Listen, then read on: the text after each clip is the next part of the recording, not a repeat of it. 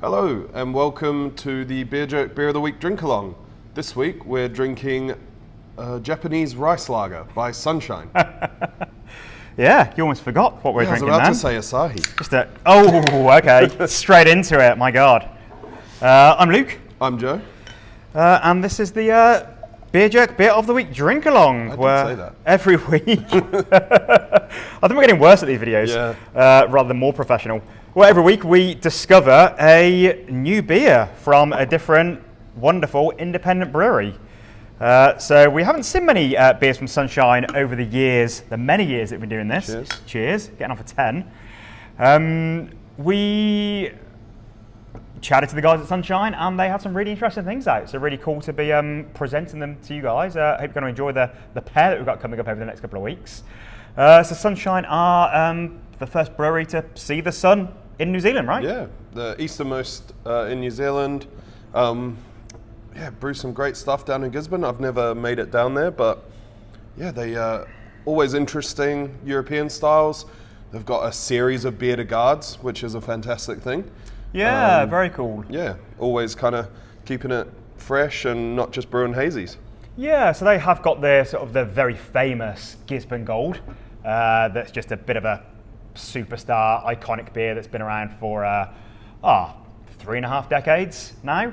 But yeah, cool that they do some more experimental stuff, interesting stuff. Because I think our mate Dave Huff, who's now at Urban, he was there. I think he might have been sort of one of the drivers behind them doing more saisons, more beer de gardes, just those delightful yeast-driven styles. But we won't get too much into chatting about those styles because we are drinking a rice lager. Yeah, so slightly yeast-driven, a nice sort of profile, but yeah, just a lovely light, crisp beer. Yeah, the history of this beer style is beer to be drunk in volume, like so many of the classic styles from around the world, whether it's your saison or your Irish dry stout or your pilsner. So rice lager is in the name, is a Japanese style, and rice is used as an adjunct to make it light and crisp and dry. At Small Gods, we brewed a sort of rice lager IPA hybrid a few years ago with Heyday, which was amazing.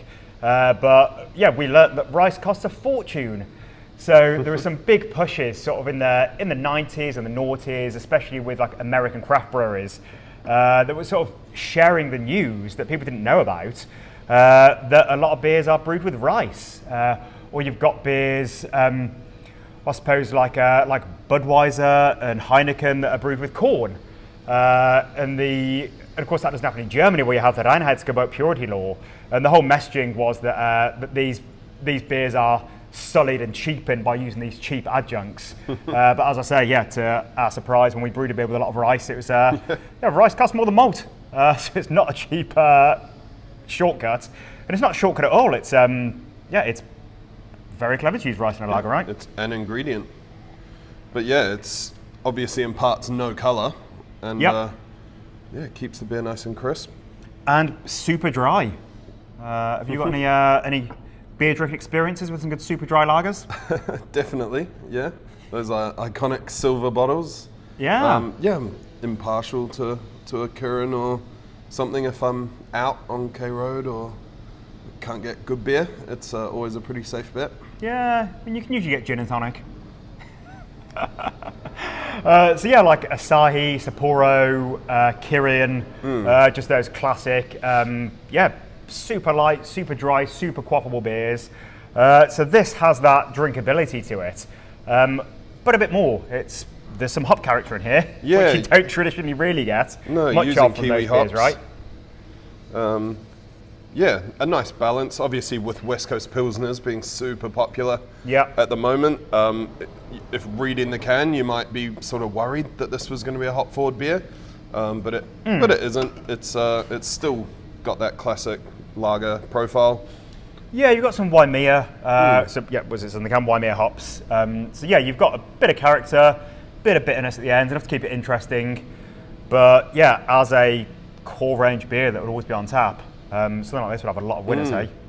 Yeah, because they do run a tap room down there, don't they? They've got a tap room. Yeah. I was last there maybe like 6 years ago. Cool place to visit. I mean, it's in Gisborne. It's really close to the beach. So they've got a lot of surf vibes.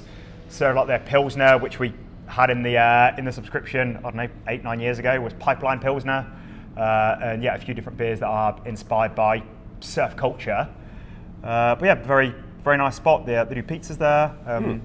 I could see something like this flying out. It's an amazing beer to drink near the beach, I would say. Yeah, they probably sell more of this than of the Tamarind Beer de Garde.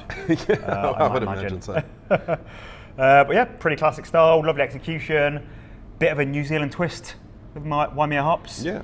And yeah, good beer to pair with food, I suppose. Yeah, definitely. I could see this going very nicely with some seafood. Yeah. Like pizza, like you say. Just sticking with the Japanese vibes, right? Yeah, like this bluefin season starting up. You wouldn't know anything about that. I would not, but I can appreciate it. Yeah. Sashimi, sushi. Yeah, like if you're out on a charter or something, you catch a bluefin, get it filleted up. Yeah.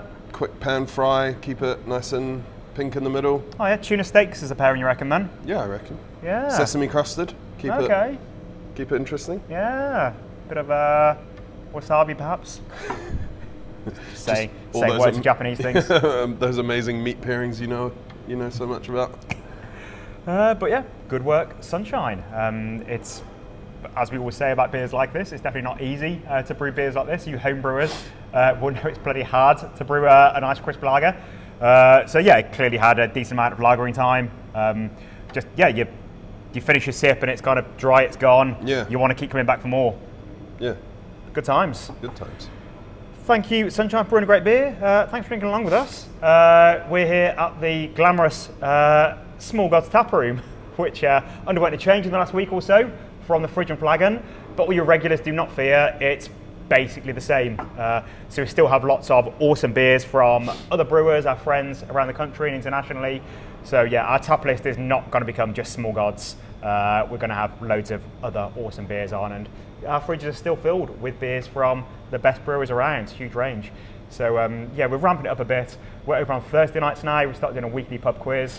So it will be awesome to see you down here. It's tough times in hospitality during the winter. People don't want to go out much. We had probably the coldest day of the year yesterday. It's pretty bloody awful. Yeah, it was pretty cold, pretty windy. So do venture out. It's nice and cozy down here. We've got some good heaters. Yeah. Thanks for joining us. We'll see you next time. Cheers, Joe.